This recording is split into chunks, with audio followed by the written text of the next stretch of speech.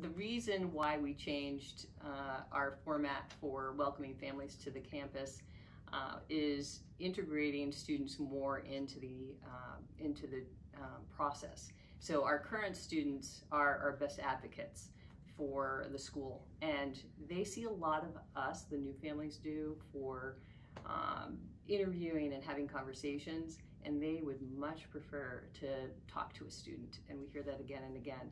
Our fifth graders are tour guides down on our lower campus, and that is a highlight for all of our families coming through. So we tried to get as many people involved in our tour guide program in the upper school. So it's 11th and 12th graders who have a variety of experiences, from middle school to coming in at 9th grade, coming in at 7th grade, and we try to match our families with those families that are coming in.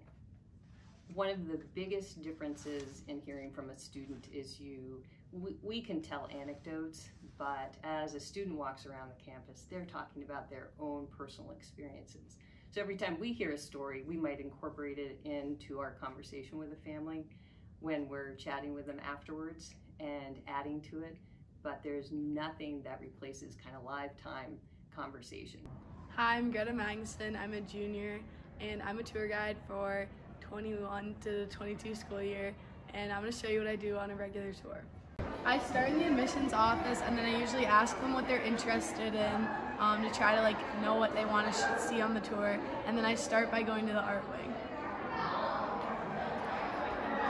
This is the art wing. It's the first place I take people, and I usually start with ceramics, and we'll peek our head in just to see what people are doing, and I'll explain all the different courses they can take.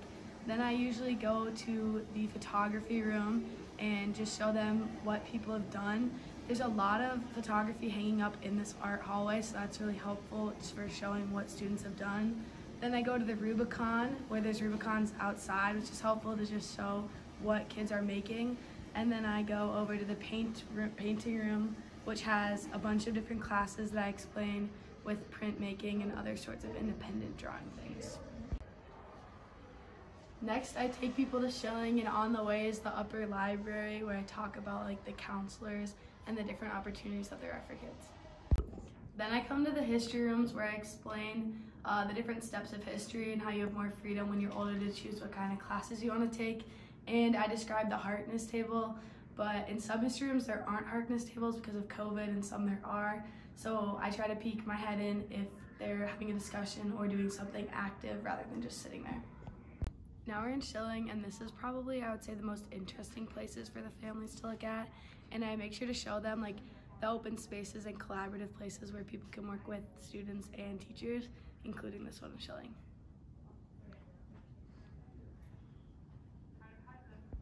I try to focus a lot on the science because usually that's what kids are interested in, and I explain what the curriculars are and what classes you need to take.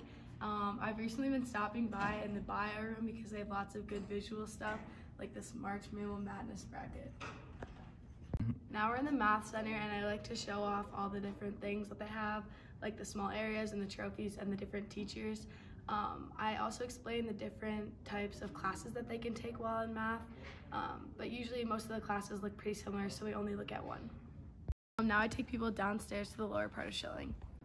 Next, I stop at the physics room because most of the tours that I'm giving are of incoming 9th graders, and all of them are required to take physics, and there's a lot of cool visuals in the physics rooms, so that's my next stop.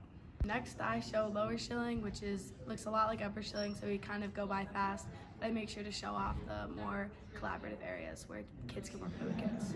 One of the nice things about tours is throughout the building there's lots of open spaces, so I don't really have to explain it, but it's a clear visual. At SPA, we use a lot of tech, including each student having their own computer, and so I make sure to explain to the families that it's a very easy process and that there's a lot of help with the tech department. As I come through the English hallway, I make sure to show off the study rooms because it's a unique feature that SPA has. Next, I come to the lunchroom, and usually people are really impressed by the different options we have. I also try to mention that we're really good with diets. My sister has celiac, and I make sure to mention that she had a good experience with the lunch staff. And I just try to show them all the options that we have for both food and drink. Next I show the gym, and recently it's been open instead of having lunch tables, which has been great. And I talk about the different athletic opportunities for SP students.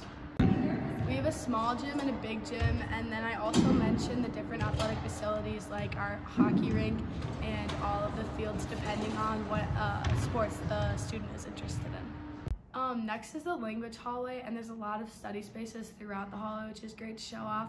I also explain the different language requirements and opportunities for a student, including the exchange program and just different ways to get involved. This is where I end my tours and I just take them back to the admissions office. We pass the library as we do that, and I just explain how students can use the library for research projects and just for English things.